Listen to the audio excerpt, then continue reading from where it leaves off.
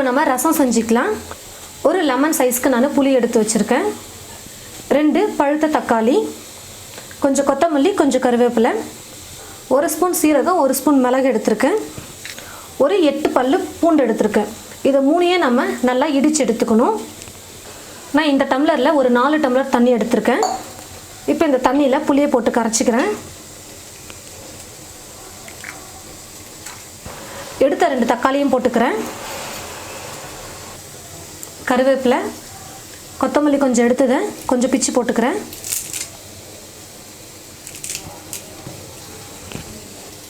மஞ்சள் தூள் 1/4 ஸ்பூன் எடுத்திருக்கேன். உப்பு தேவையான அளவுக்கு எடுத்திருக்கேன். 2 ஆட் பண்ணிக்கிறேன்.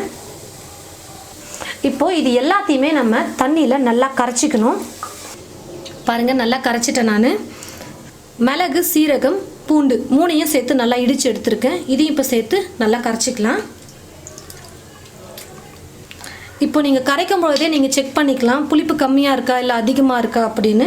கம்மியாக இருந்தால் கொஞ்சம் புளி சேர்த்துக்கலாம், அதிகமாக இருந்தால் கொஞ்சம் தண்ணி நீங்கள் சேர்த்துக்கலாம். இப்போ நான் பண்ணியிருக்கிறது கரெக்டாக இருக்குது. நம்ம கரைச்சி வச்சுருக்கிற இந்த புளி கரைசல் எல்லாத்தையும் அப்படியே இந்த பாத்திரத்தோடு சேர்த்து நம்ம ஸ்டவ் மேலே வச்சுட்டு கம்மி ஃப்ளேமில் வச்சு விட்டுடணும். ஏன்னு பார்த்தீங்கன்னா ஃபுல்லாக வச்சோம்னா சீக்கிரமாக கொதிச்சிடும். ஆனால் புளியோட பச்சை வாசனை அதெல்லாம் போயிருக்காது. அதே கம்மி ஃப்ளேமில் வச்சுட்டோம்னா பொறுமையாக குக் ஆகி நல்லா புளியோட பச்சை வாசனைலாம் போயிட்டு நல்லா ரசம் ரெடி ஆகிடும். இப்போ நான் கம்மி ஃப்ளேமில் தான் வச்சுருக்கேன். ஒரு கொதி வர வரைக்கும் நல்லா குக் ஆகட்டும். பாருங்கள், ரசம் நான் கம்மி ஃப்ளேம்லேயே இவ்வளோ நேரம் குக் பண்ணிகிட்டு இருந்தேன். அதாவது ஒரு 10 நிமிஷத்துக்கு நான் கம்மி ஃப்ளேம்லேயே குக் பண்ணேன். இப்போ நான் ஃபுல்லாக வச்சுருக்கேன் ஸ்டவ். இப்போ கொஞ்சம் லைட்டாக கொதிச்சதும் நம்ம ஸ்டவ் ஆஃப் பண்ணிக்கலாம். பாருங்கள், ரசம் கொதிக்க ஆரம்பிச்சிருச்சு. இப்போ நான் ஸ்டவ் ஆஃப் பண்ணிக்கிறேன். இப்போ நான் ரசம் தாளிச்சிக்கிறேன்.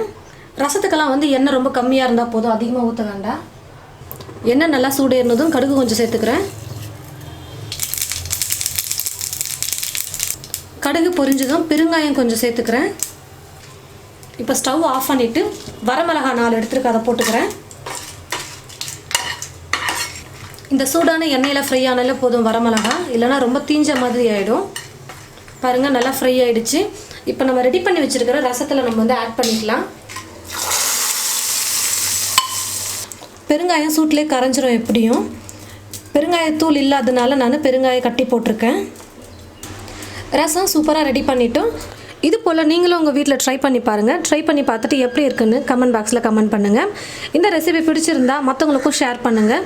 இது போல் நிறைய ரெசிபிஸ் பார்க்க இந்த சேனலை மறக்காமல் சப்ஸ்கிரைப் பண்ணி வச்சுக்கோங்க. தேங்க்யூ.